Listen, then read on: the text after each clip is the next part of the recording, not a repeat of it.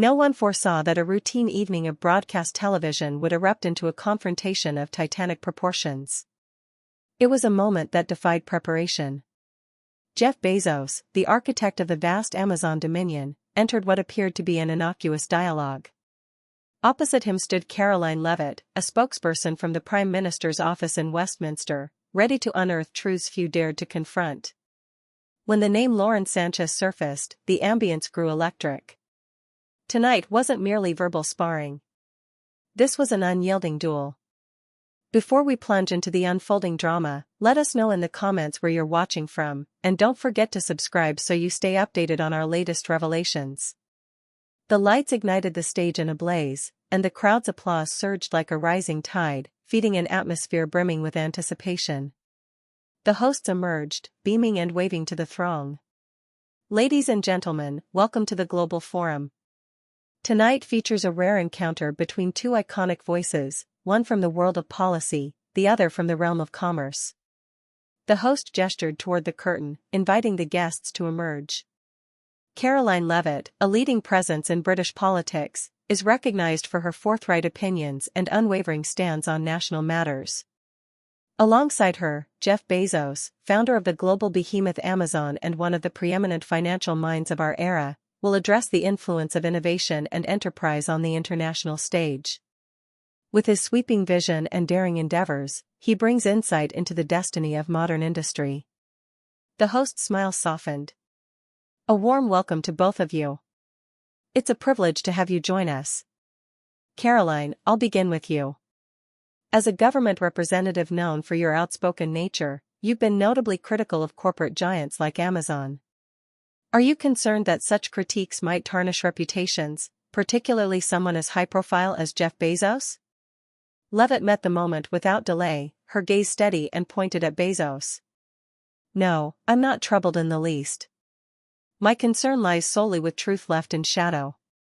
When leaders of global corporations make decisions, those choices ripple far beyond domestic economies, they alter lives across continents. It's my duty to speak up when I see injustice.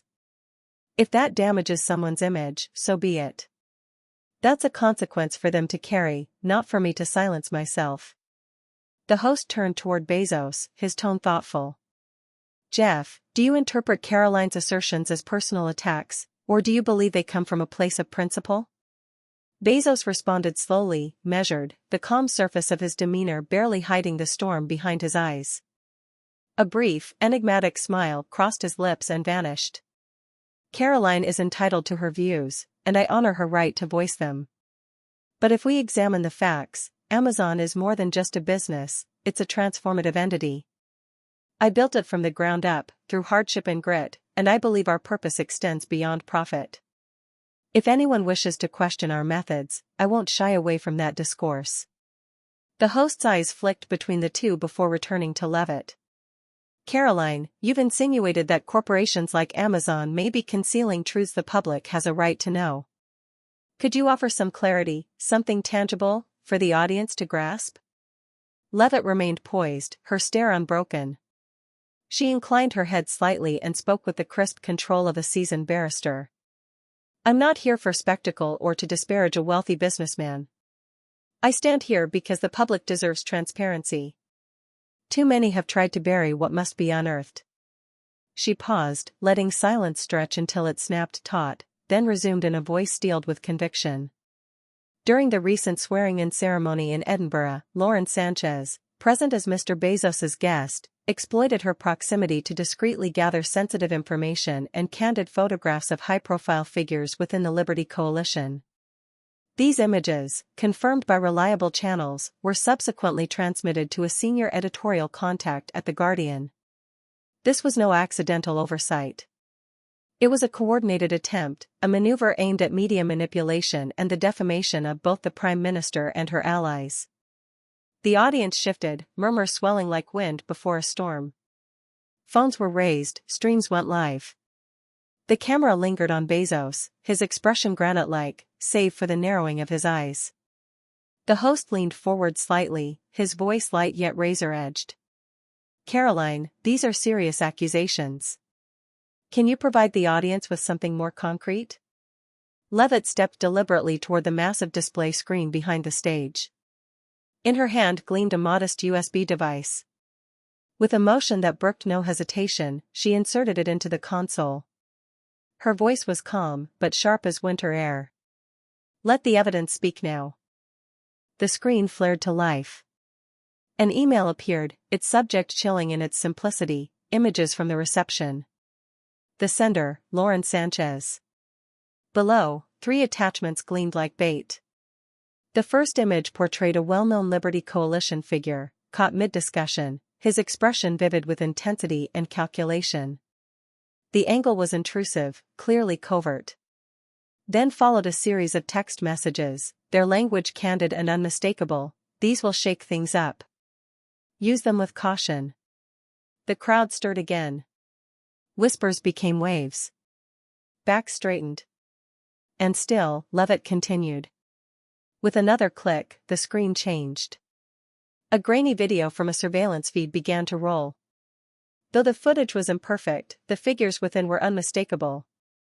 In a cordoned VIP alcove, Lauren Sanchez stood apart, her phone aloft, scanning the space with a predator's awareness. Moments later, the lens shifted, locking onto the very people she was accused of targeting. The hall detonated with uproar.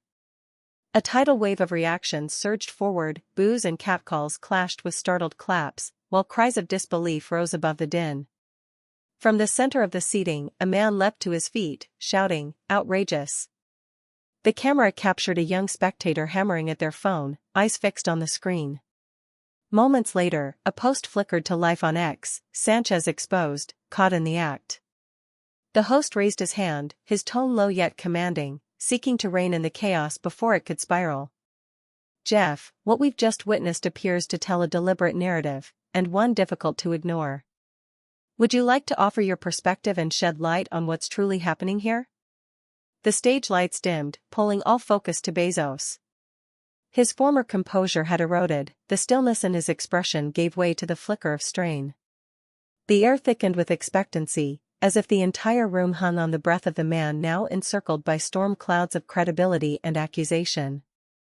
Bezos stood, fingers adjusting the lapel of his tailored jacket, voice deep and resonant though laced with tautness. "I don't usually dignify digital theatrics designed for virality. What you've seen is a selective patchwork, cut to malign Lauren. She attended that ceremony in Cardiff as one of many public guests. Taking photos in a public venue isn't espionage. And those emails and messages, let's not forget that modern tools can mimic nearly anything. I urge everyone here to see this with clarity, not through the fog of frenzy." He turned toward Levit, gaze sharpening. "Caroline, if it's a battle you want, aim it squarely at me. Don't weaponize Lauren." The audience fractured, some erupting into applause for Bezos, others shouting truth, across the auditorium. Levit gave a faint, knowing smile, her eyes unmoved from Bezos's face. "Jeff, you're free to speak of innovation. But I brought forward a witness, a former Guardian editor who confirms these images were circulated with explicit editorial intent. Shall I invite them to speak?" Bezos said nothing. He returned to his seat, his fingers curling under his chin in thought. Sensing the temperature rising, the host intervened with careful precision. "Caroline, you're constructing a far-reaching tableau. Do you believe this points to something more orchestrated? And Jeff, if there's been a misreading of events, would you be willing to share clarity with us here?" Levit responded without delay, her voice like glass, clear and capable of cutting. "This isn't the action of one rogue guest. Lauren is part of Jeff's larger apparatus, one that has long employed the Guardian to push narratives against the Prime Minister. These images are merely a thread in a much wider tapestry." Bezos stood abruptly, his voice lifted with unguarded fervor, almost trembling at the edges. "You're treading into dangerous territory, Caroline. Lauren is not some pawn in my playbook. She is autonomous, capable, and deserves more than your slander. The Guardian maintains its independence. I will defend that integrity, and hers, without hesitation." The hall descended into verbal warfare. "Jeff," some chanted. Others shouted Caroline, until the noise became a storm. The host tapped the microphone, his smile intact but his voice edged with restraint. We're clearly navigating volatile waters.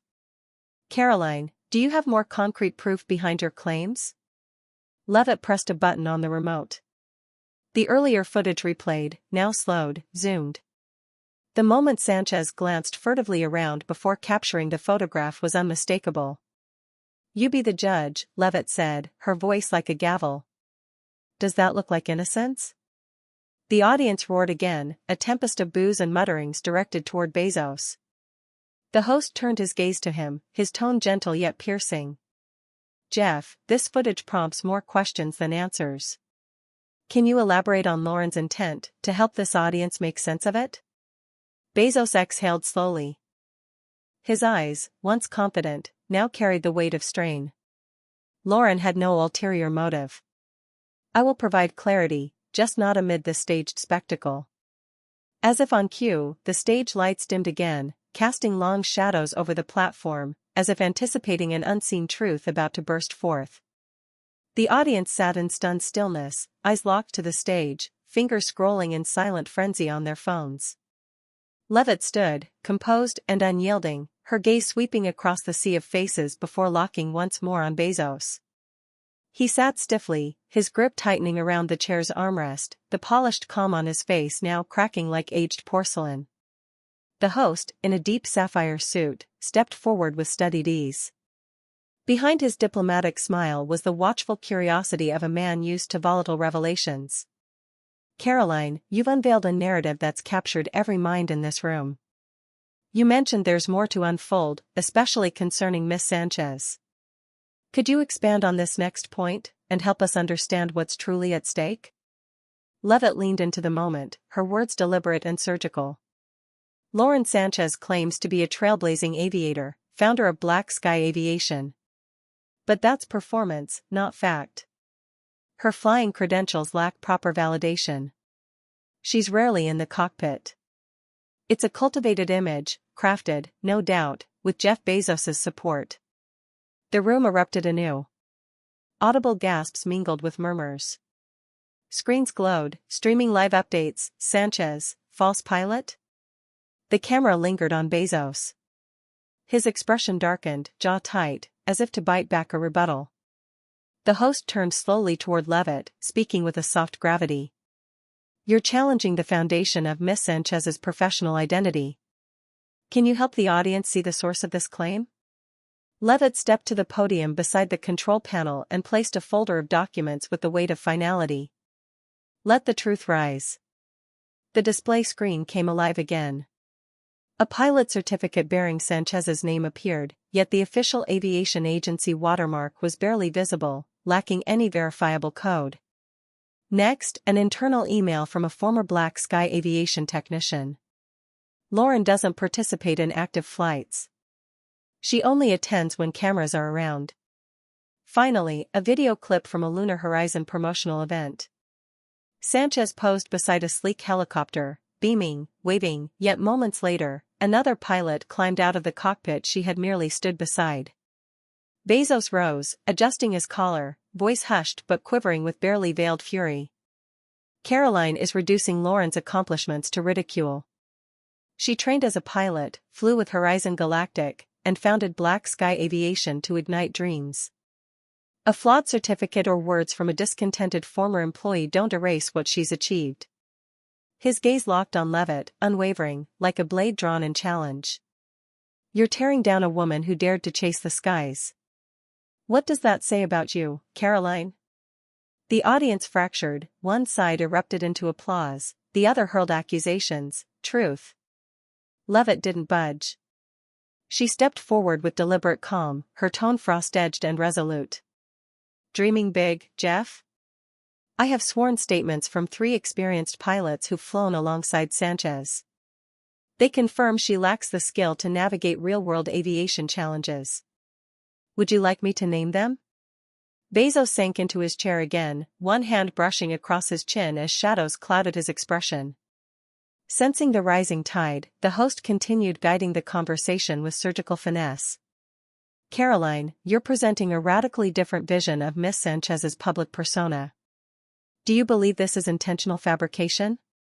Jeff, if there's been a misunderstanding, are you prepared to clear it up for the audience? Levit didn't hesitate, her voice a razor's edge. Sanchez isn't merely inexperienced, she's part of a carefully crafted fiction, built to elevate her and, by extension, Jeff's public image.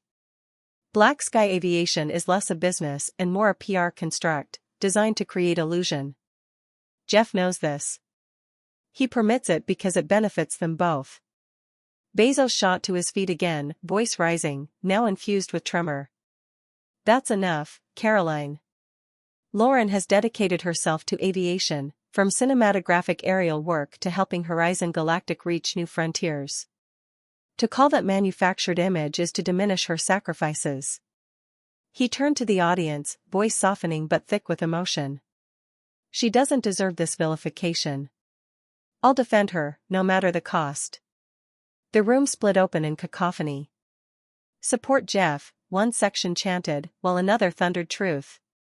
The host rapped the mic gently, smile still radiant but edged with tension. We're navigating some emotionally charged ground. Caroline, do you have anything else to substantiate these claims? Levit clicked the remote. The footage replayed from the Horizon Galactic launch, this time with accompanying audio. A technician's voice rang out, Miss Sanchez, please step away from the controls. Sanchez's laughter followed, then the scene of her exiting the cockpit while another pilot assumed the controls. Let the audience decide, Levit said, voice velvet-wrapped steel. The crowd reacted in a wave of sound, boos thundered down on Bezos. Online, the clip ignited, Sanchez caught faking it. The host turned to Bezos, his voice a whisper lined with implication. Jeff, this moment has opened many eyes. Would you care to provide more insight, perhaps clarify Lauren's true role? Bezos drew a long breath. His expression was that of a man enduring the 1,000th blow in a long fight. Lauren has labored to earn her place. I'll share every document you need, but not under the glare of staged spectacle. His posture remained upright, but the weight in his eyes betrayed exhaustion. The host, now center stage in a commanding plum suit, smile gleaming, stepped forward like the ringmaster of a televised tempest. Well, Caroline, that pilot story just lit this studio on fire. Viewers are glued to their screens. Can you give us a glimpse of what's next? What pushed you to keep digging into Lauren Sanchez's history? Levit tilted her chin ever so slightly, her voice slicing through the room like tempered steel. Lauren Sanchez touts herself as a beloved author of children's stories, especially The Fly Who Flew to Space. But the core concept? Stolen. Lifted from Dharma Kitty Goes to Mars, a quiet gem by a forgotten writer.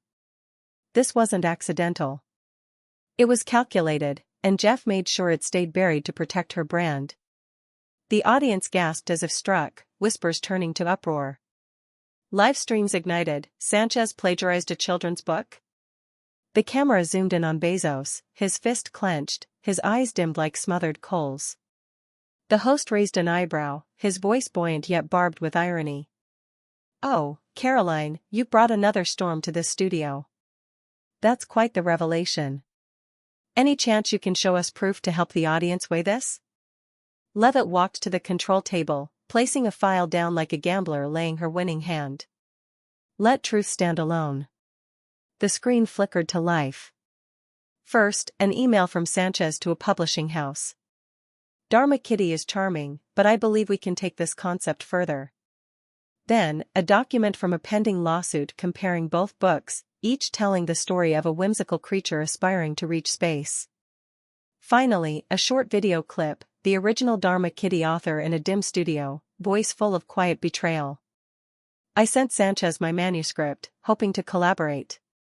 She never replied, just took the idea and ran. The crowd erupted again. She stole it, one viewer shouted. Social media flashed with a new headline, Sanchez exposed for literary theft. The host clapped his hands, voice theatrical. Now that's a twist worthy of prime time. Caroline, Jeff, you brought us into the eye of a cultural hurricane. Anything more to add before the storm gets wilder? Bezos rose again, straightening his tie. His voice, low and jagged with fatigue, carried the weight of wounded pride. Caroline's turned creative expression into an accusation. The Fly Who Flew to Space was born from Lauren's passion to uplift young readers. The lawsuit is based on misinterpretation, and we're addressing it legally.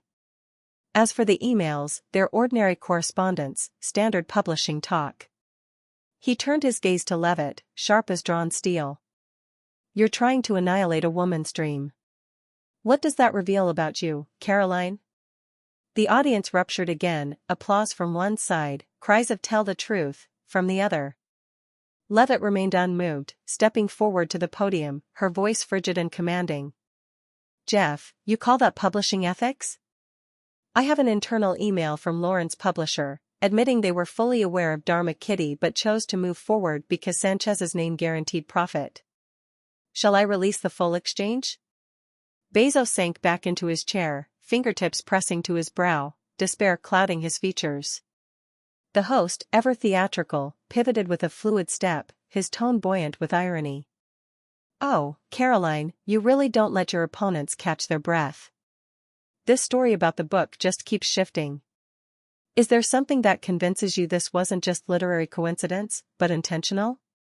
And Jeff, if there's been a misunderstanding, would you like to clarify for our audience? Levit spoke at once, each syllable honed to a point. Sanchez's theft wasn't an accident.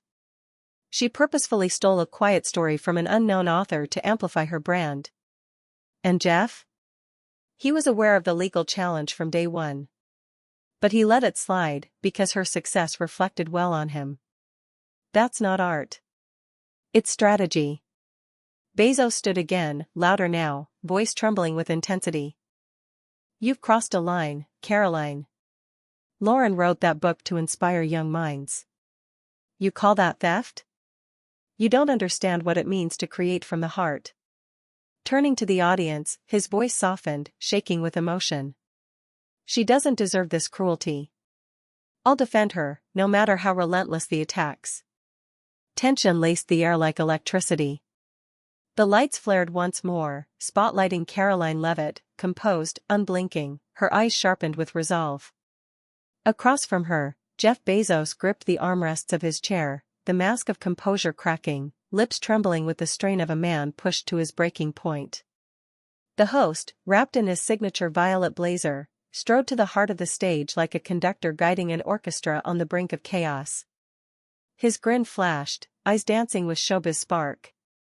Well now, Caroline, this studio's about to combust.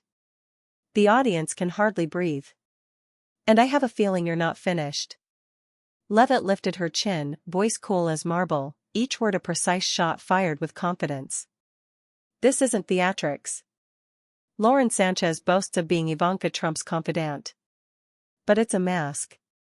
She weaponized that connection to glean confidential details about the president's inner circle, and passed them to Jeff Bezos to extend his influence. This wasn't friendship. It was manipulation, pure and calculated. Gasps ripped through the audience, followed by a fusillade of hisses and shouts. The camera zoomed in on Bezos, his eyes narrowed, his fists clenched, knuckles bleaching to white. The host clapped, laughing with a hint of disbelief. Caroline, you really are turning this into a political thriller. Just missing the soundtrack. Bezos rose again, voice low, tight with fury. Caroline spinning a fiction to destroy Lauren's reputation. Those were ordinary conversations between friends. That email? Pulled out of context. Lauren's no agent. She and Ivanka share common ground, not schemes. His stare pierced across the stage. You're sacrificing a genuine friendship for the sake of sensationalism. What does that say about your values? Levit didn't retreat an inch.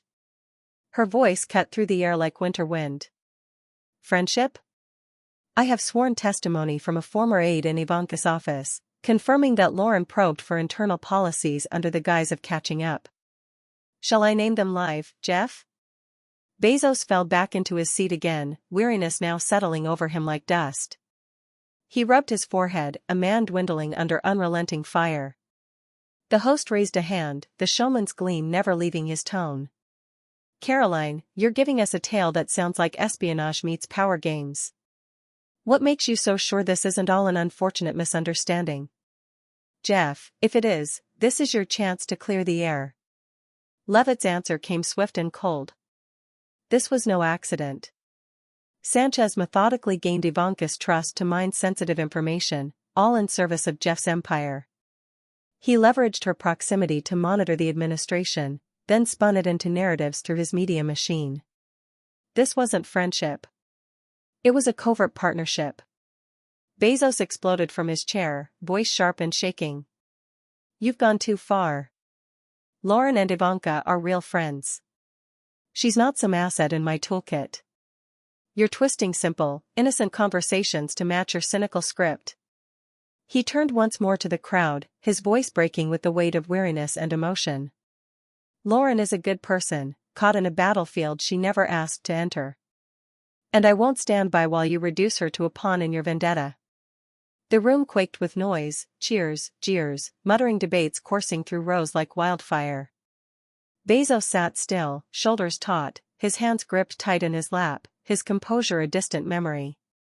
Then the host stepped forward again, beaming like the crescendo of a finale. His voice rang with spectacle, vibrant, clever, and dramatic. Ladies and gentlemen, you've just witnessed a storm few could weather. Caroline, you've dropped revelations that scorched the studio. And Jeff? You're still standing, bruised, maybe burning, but I have to ask, any final thoughts before I call in the fire brigade? The audience laughed, then hushed. Bezos rose one last time. His movements were heavy, deliberate, not the stride of a mogul, but of a man staggering under the collapse of everything he'd tried to shield. His voice, when it came, was no longer the voice of a corporate titan. It was the voice of a man pleading for dignity, not his own, but that of the woman he loves. Caroline, you've gone too far, Bezos said, his voice strained, breaking like glass under pressure. Lauren is not a traitor. Not a fraud. Not a plagiarist. She is a brilliant, fearless woman, and now she's been dragged into a political crossfire she never asked for. His voice caught in his throat. He swept his gaze across the silenced audience, their eyes wide, breath held. I can't just stand here while she's destroyed to serve someone else's agenda.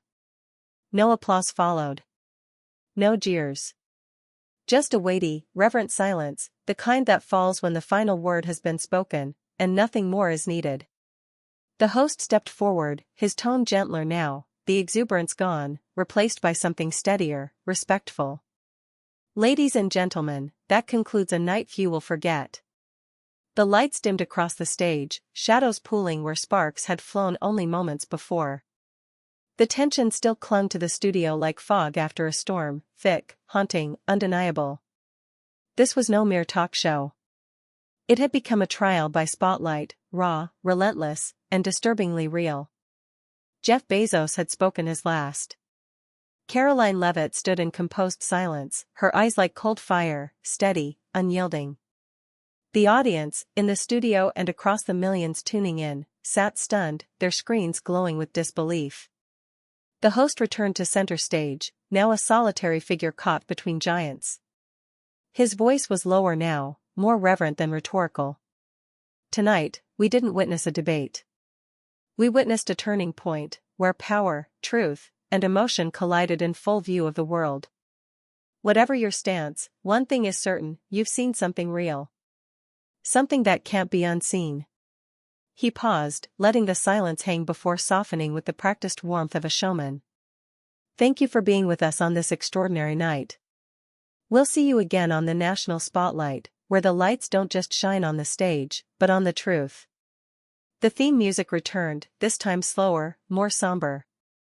The silver logo spun on screen. Then the lights fell, and the studio sank into darkness, save for the soft glow of production lamps flickering to life backstage. Audience members rose hesitantly, still staring at the platform where reputations had been unmade. Phones buzzed like insects. Breaking news chirons lit up screens around the world. Backstage, the mood had shifted. Caroline Levit stepped down, her composure untouched, but her face carved in stone. An aide rushed to her with a phone, hundreds of notifications waiting. She glanced at the screen, eyes unreadable. "It started," she murmured. In the distance, Jeff Bezos was already wrapped in a dark overcoat by a silent aide. He offered no comment, just a slight nod as he was ushered toward a waiting car. Security shielded him from the throng of press. A Reuters photographer captured the moment, Bezos walking away, back to the camera. The caption read, "Bezos exits spotlight in silence." The image says it all. CNN opened its late-night broadcast with Levit's clipped soundbite. "This isn't a pilot, it's a PR campaign." Fox News countered with, "Levit blows whistle, is Bezos' empire crumbling?" On X, the moment Bezos paused in silence after the cockpit video became a viral meme, dubbed "The Silence Heard Around the World." A senior Westminster staffer messaged a prominent journalist anonymously. "We didn't plan tonight. But we're not unhappy it happened." By 11:02 p.m., Politico led with, "Levit's gambit, cabinet silent, but not still." The capital didn't sleep. No one knew what the next day would bring. But everyone knew, this wasn't just another TV segment. Levit had transformed a studio stage into something closer to a tribunal. She had demanded that the public confront the murky entanglement of media, money, and state. The Guardian, once a symbol of Bezos's influence, faced calls for a mass readership boycott. Amazon stock wavered in overseas markets, a tremor echoing louder than any press statement. Sanchez, once a glowing presence online, fell suddenly quiet. No posts. No interviews. No answers. Levit, clutching the same USB that had turned an evening show into a national reckoning, was crowned online by some as a MAGA heroine, and condemned by others as a ruthless inquisitor. That night, under a brittle sky and the pale glow of office lights, Levit stood by a window. Below, London spread out like a chessboard of shadows and streetlights. Her phone vibrated, a message from the Prime Minister. "Well done. Now prepare." She didn't smile. Her breath fogged the glass. She whispered, "If truth demands a toll, I'll pay it." Her legacy was no longer in debate. It was etched. She had cracked the illusion that power was untouchable, but she had also carved a scar into a nation already split by anger and doubt. A viral post read, "Levit changed the rules, but at what cost?" To some, she was a truth-teller.